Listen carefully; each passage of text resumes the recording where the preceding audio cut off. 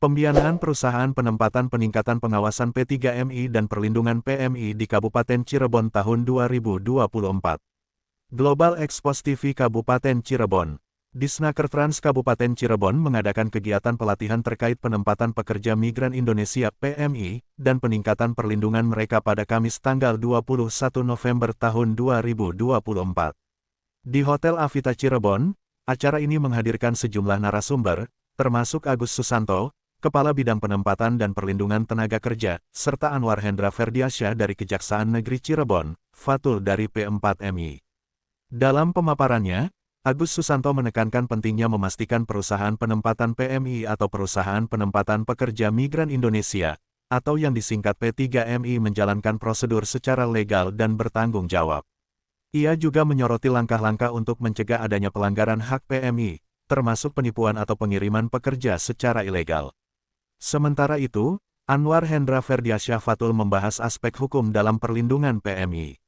Ia menjelaskan bahwa perlindungan terhadap PMI bukan hanya tanggung jawab pemerintah, tetapi juga membutuhkan sinergi dengan pihak swasta dan masyarakat. Kegiatan ini bertujuan untuk memperkuat kompetensi P3MI dalam mengelola penempatan tenaga kerja secara profesional sekaligus memastikan keamanan PMI selama bekerja di luar negeri.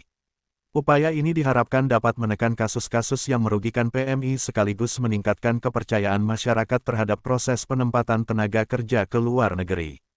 Berita mengenai eksploitasi dan perdagangan orang terhadap pekerja migran Indonesia, atau PMI seringkali mencakup berbagai aspek yang melibatkan pihak-pihak terkait, kebijakan, serta permasalahan yang ada.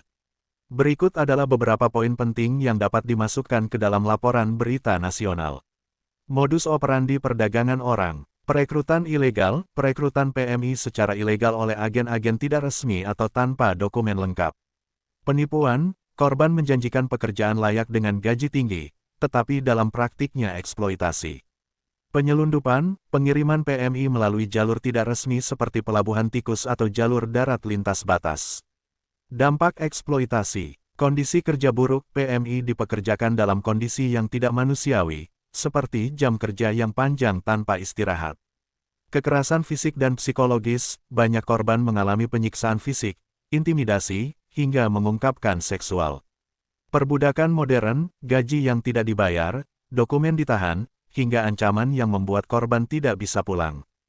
Pihak yang terlibat, sindikat perdagangan orang, jaringan perdagangan orang yang melibatkan oknum dari perusahaan penyalur, agen perjalanan, hingga mafia internasional. Aparat penegak hukum, keterlibatan oknum yang membekingi sindikat ini perlu dibahas.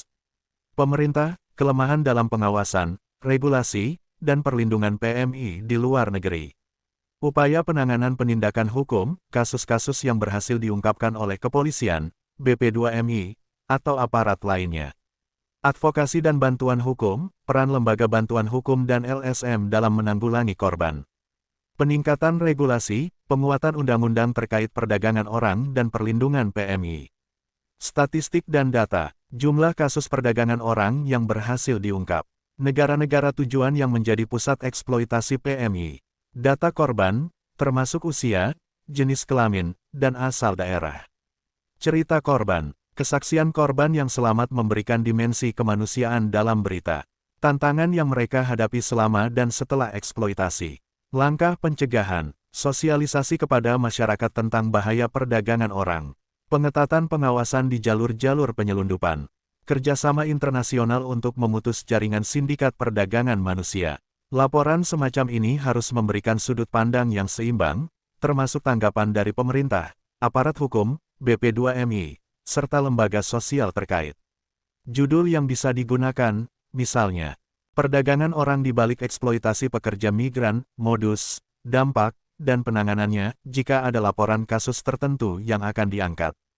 Pembinaan P3MI di Hotel Avita fokus pada perlindungan dan kompetensi PMI tahun 2024. Kami menyadari pentingnya memastikan P3MI bekerja sesuai dengan regulasi yang berlaku, terutama dalam memberikan perlindungan maksimal kepada para PMI. Pelatihan ini bertujuan memperkuat sistem penempatan, memastikan hak-hak PMI terpenuhi, serta meningkatkan kompetensi mereka agar dapat bersaing di pasar kerja internasional, ungkapnya. Agus Ia juga menyebut bahwa kegiatan ini merupakan bagian dari rencana strategis tahun 2024 untuk meminimalkan risiko pelanggaran hukum terkait penempatan PMI, termasuk pemberantasan sindikat perdagangan manusia (TPPO). Kami melibatkan berbagai pihak, termasuk BP2MI, kementerian terkait, serta mitra internasional. Harapannya, tidak hanya P3MI yang lebih profesional, tetapi PMI juga mendapatkan pelatihan yang mendukung karir mereka secara berkelanjutan. Saat ditanya tentang fokus utama pelatihan, Agis menjelaskan bahwa program tersebut meliputi pemahaman mendalam tentang regulasi, tata kelola penempatan PMI, hingga peningkatan keahlian teknis PMI sesuai kebutuhan pasar global. Kami juga sangat pentingnya membangun sinergi antara P3MI dan pemerintah daerah dalam upaya memastikan PMI mendapatkan perlindungan sejak rekrutmen hingga kembali ke tanah air, tutupnya. Kegiatan ini mendapat apresiasi dari berbagai pihak, termasuk peserta yang menilai pelatihan tersebut dapat menjadi solusi efektif untuk memperbaiki tata kelola migrasi tenaga kerja Indonesia. Dengan langkah ini, diharapkan tahun 2024 menjadi momentum penguatan perlindungan dan kompetensi PMI di tingkat nasional. Sahabat-sahabat setia, Global Expos TV semua, yang ada dimanapun Anda berada. Agar jangan sampai lupa, channel YouTube Global Expos TV, supaya update terus, like, komen, share, dan subscribe, agar jangan sampai ketinggalan berita-berita dan isu-isu terkini yang ada di Indonesia, tercepat, akurat, tajam, dan terpercaya. Laporan reporter Global Expos TV Kabupaten Cirebon, Provinsi Jawa Barat. Sukadi, mengabarkan.